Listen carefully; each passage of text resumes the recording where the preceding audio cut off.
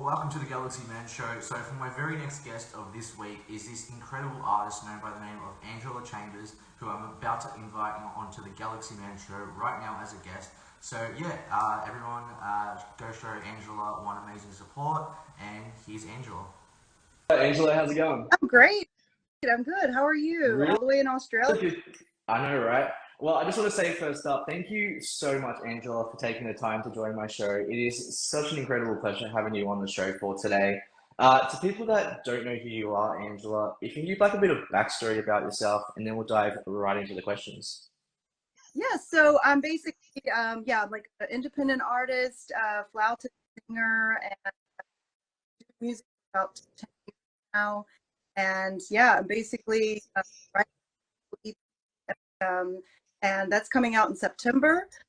Excited for that. And then I've done songs in Nashville and actually releasing a full solo album next year. So that's the plan. And So we'll dive right into the questions now, Angela. So for my very first question, you've created incredible original songs, and for the first original song I'm going to mention is "Say It to My Face." What was it like creating this song and coming up with the idea and process of this song? And yeah, what was the idea of creating this song in the first place? So, yeah, Say It to My Face.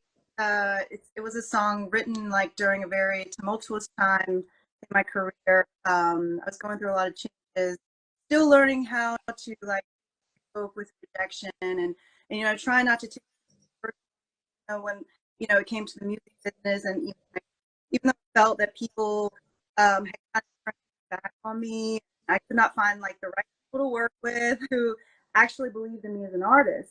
So I felt like writing this song kind of inspired me to let go of the toxic relationship that I was experiencing and holding on to at that time and put it into words of a song. So I went to Nashville, met with Doug, the producer, and this melody kind of popped into my head as I was driving. And, it's a song about yeah, I would say like it's a song about like our era that we live in and the times like it's like normal for people to ghost, unfollow, and ignore others, like by pretending others don't exist, shame. And like that is like I feel like become psychologically damaging for some people. So which like it no longer feels normal or relevant to me somehow. So on to my very next. It's, Oh, basically, I would say the song, is go to the good old times, when people would actually say things to your face instead of hiding behind like phones and computers and or tuning into their own radio silence. So on to my very next question for you, Angela. So you've also created an album called Sliding Lines, which is a great title, by the way. What was it like creating this album? And yeah, what was it like? What's the meaning behind this album, Sliding Lines? So Sliding Lines was a studio album I wrote and recorded, came out last year. It was with my side project Waking Dreams. And that album was written like after a breakup I was going through at the time. And I was really just still kind of finding my voice through it all. And I think there's also a lot of obscure hidden meanings in that album, which I think is one of the darkest and moodiest albums I've done to date. So on to my very next question. So you've also created a song called Jumping the Gun. What was it like creating this song? And what's the meaning behind Jumping the Gun? Okay, so yeah, Jumping the Gun. It's a song kind of about false starts and just when you think things are going great, like life comes back around again and it's like, just like you think things are on track and then all of a sudden it's like yeah, something changes and you're back where you started. So it's like speaking of false starts, it's really a wartime song, which came out right when COVID was ending and the wars were just starting like all around the world. It was like really chaotic. And the label I was working with also kind of dropped the ball And like, you know, I was trying to release the full album at that time. So yeah, it was just kind of like chaos and war all around. So I was fighting with labels, music labels, and there's also like, you know, this endless things in the world going on. So it's a quite melancholic song, almost like you could hear the sound of the horses marching on the battlefield. So you know, one of my favorite songs I wrote, recorded with Clausen. And yeah, it's basically, that song's going to be on my album. It's actually being re-released on May 31st, and that's going to be out at the Orchard. So I just bought back the rights to the song, so album. So you know, it's like never-ending battles with labels, getting back your rights to your songs. This is the industry, you know. So on to my very next question for you. So you've also created a song called Unfold, which is a beautiful title, by the way, of the song. What was it like creating Unfold, and what's the meaning behind this song? So Unfold is about it's basically about realizing the things you want out of life, and then asking yourself, okay, is it really what I want? You know, and then like no matter how many times you second guess yourself, you kind of always know in the back of your mind, you always hold the truth to your heart and what you know is good for you. You know, so I think everybody kind of has that instinct. And yeah, it's just about finding the things that are right for you, what's meant for you in the world, and like the people that you're meant to meet, the connections and the different energies, you know. So yeah, that's what it's about basically. I yeah, that one came out 2022. So on to my very next question. So what made you decide as a person, and especially as an artist, to like get into the whole singing in the first place? Oh, well, basically, so from an early age, I was inspired by my brother. He had bands growing when I was growing up, and I used to sing some No Doubt cover songs and Stone Temple Pilot them from time to time. And then my dad's vinyl collection also kind of did, and he would play guitar and while my mom sing and play piano. So on to my very next question. So what does performing music mean to you? Like, especially as an artist, when you're performing in front of crowds, like what does the connection mean to you? So performing is like my heart and soul, and basically it's like the spinal core of like what keeps me going in this chaotic industry, really. Uh, so I think I become another version of myself, and it's like the self I know that's unstoppable, and like almost like, you know, Freddie Mercury or something, like version of self, you know, the best version you possibly want to be on stage. So on to my very next question. So if you could work with any top three music artists in the music industry, who would it be and why? Who would they be and why? Oh, that's a really good question. So I would say, number one, I really like Neil Francis, because I think he's incredibly soulful and talented. I really like his stuff, and it kind of fits with my vibe. I would love to collaborate with him one day. Of course, I would say Rolling Stones is also. I would love to sing with Mick Jagger on the stage, and you know, kind of some funky dance moves. Yeah, and then yeah, maybe do a duet with the Lana Del Rey. Fun, like vibe. So yeah, there's tons of them, but you know, they're kind of the first three that just like popped in my mind. So So, so on to my very next question for you. So if you could travel on tour, go to any country in the world, where would it be and why? well, actually, I would love to go to Australia and New Zealand. That would be fun. That's list. I haven't been there, and I think like I feel like you guys would connect with my music, and I've always wanted to trip down under, so I think that would be definitely on my list of like places I want to tour. Any like experiences that you would want to try in Australia or New Zealand, like food or like any like animal in Pacific? Um, I don't know. I would be open to, yeah, like try anything out there. I'm kind of like, I've never been to Australia, and I'm just, it feels like so far away.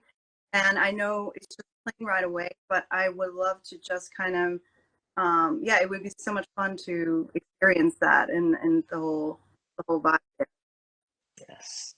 So on to my very next question. So if you could like talk to your younger self, give advice to your younger self, what would it be and why? And if you could go to any decade in time and space, what decade would it be and why?